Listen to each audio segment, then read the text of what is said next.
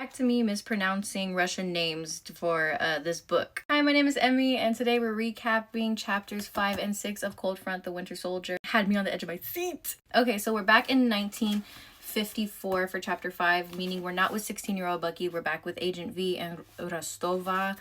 So if we remember back from chapter 1 and 2, he's supposed to meet with some guy who's with the British Special Operatives Executive, something like that. And if we remember from Bucky's 1941, he is looking to join that same operation, so just keep that in mind. So it starts off with Agent V, Agent Vronsky. He's at this hotel bar and he's waiting for the M15 agent, the British Special Operative Agent. And the entire time he's there, he's so freaking nervous. He's I've never been to a bar. I don't think I remember the last time I've been out. He starts remembering when Kaprov, the doctor who works on his arm, said that he was compromised because he started remembering things. So Rostova is actually on the roof across from the hotel that he's in with the ready to go if need be. So he starts thinking what if this is just a ploy to take me out? What if they're trying to end me because they think I'm compromised? So he's I'm not compromised.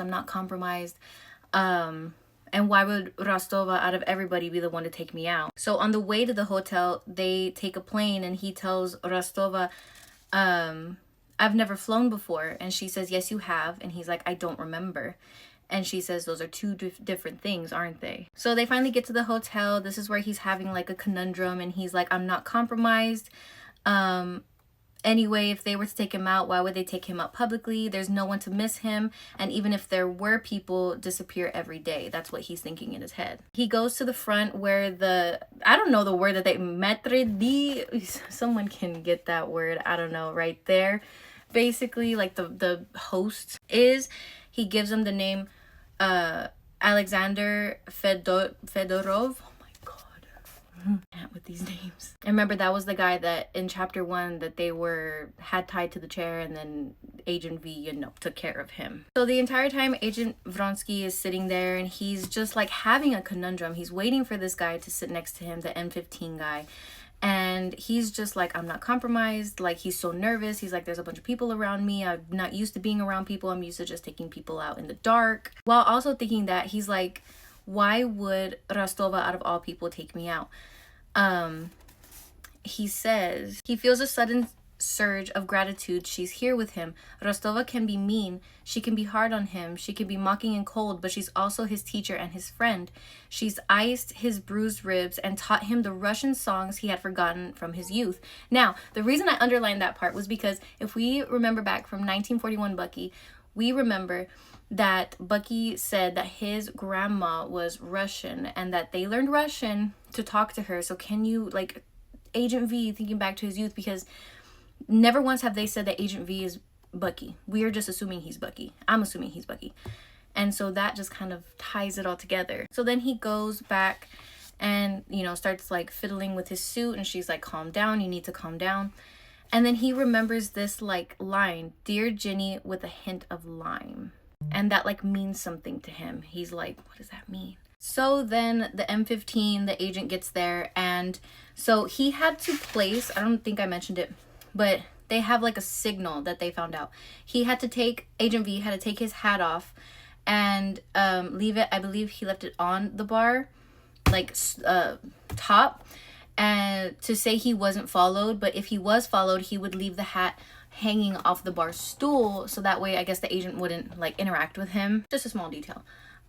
So then here comes time for Agent V to talk. Like he said, he has not been in public in so long or talked to other people besides I guess the people who have kept him, like Rostova and Kaprov and everything, the nurses. So the bartender comes and he's do you want something to drink? And he orders a gimlet on the rocks. I don't know what that is. And so the bartender's okay, do you want gin or vodka? And that throws him off. He's what? I have to say something else? Is this a code? If I say vodka, am I exposed or whatever? And Rostova says just say something. You don't have to drink it, just say something. Because he's freaking out. And so he's oh, gin, I guess. So anyway, that doesn't set anything off. The agent doesn't order anything. They swap intel, I guess, is what their whole thing was. Or they're just supposed to meet, right?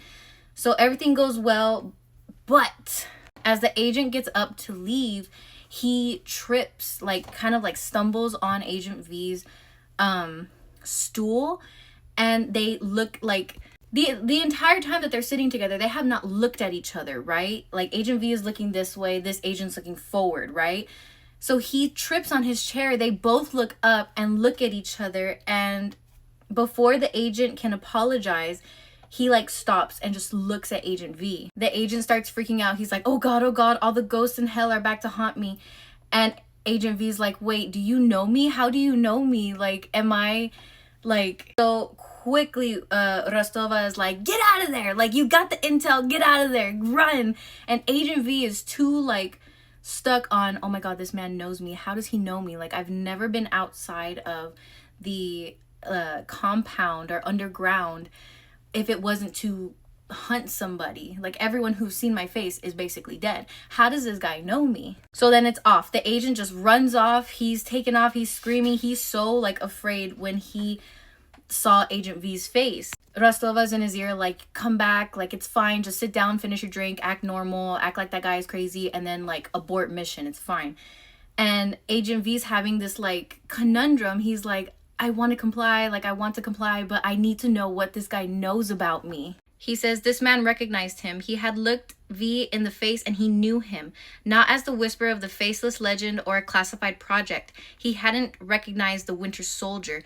The man had known him. So this agent takes off running. V does not listen to Rostava and just takes off after him, causing this whole scene. He steals a motorcycle and he's like, I've never ridden a motorcycle in my life, but his body has like I forget what it's called, like when your body knows what to do, even though you're like, I don't know what I'm doing, but your body kind of knows already.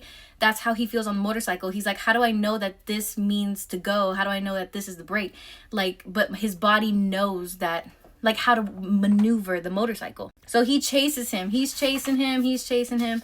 And finally at the end, he meets the man. He like jumps off of a bridge, cutting him off, and basically like stops him. The man, out of fear, shoots Agent V in the leg. V is too like in his own head to even like understand like that he's been shot. He's just like, I need to know what this guy knows about me. So the man starts begging. He's like, please, I'm sorry, Lieutenant, please don't hurt me. V like stops and he's like, what did you call me? And the agent says, Lieutenant, please let me go. Agent V says, you know me? And the agent says, of course I know you. Of course I remember you. Oh God, you've hardly aged, says the agent. Agent V says, I don't care that you remember me. You know me. The man tells him, yes, of course I know you. Agent V is like, tell me who I am. Tell me my name. What's my name? And the agent's like thrown off. He's like, how do you not know your name? Like, I know you. How do you not know your name? So like right before the agent is about to tell him his name, Agent V's real name, it says there's a bang and the agent's head snaps backwards. His body tense, then goes slack. There's a bullet hole between the agent's eyes that slowly, a slow trickle of blood bubbling up from it and dribbling down his nose. Rostava shot him right before he was gonna tell him his name. And I know he was gonna say your name is Lieutenant James Barnes because, well, see, he's Sergeant James Barnes, but you have to be a lieutenant first before you could be a sergeant. I don't know. I'm so confused. That's why I'm saying I don't know if Agent V is Bucky, but I know it is Bucky. Rostava meets him. She gets mad at him. Like, are you stupid? I've been telling you to like stop. I saw you rip out your earpiece, like blah, blah, blah. He's like not listening. He's like, whatever. All he can think is, I had a name. I have a name. I was someone before I was this, before he was the Winter Soldier. Chapter 6 was literally 3 pages, just of Rostava basically taking care of the Winter Soldier, his leg, and basically telling him, I am your friend. Do not trust me. I am your friend. I'm here for you. Kaprov is not your friend. The nurses are not your friend. I am your friend. And that's the end of chapter 5 and 6. Hopefully I can have chapters 7 and 8 uploaded by Sunday. And we're set back in 1941, so 16-year-old Bucky. So see you then. Bye!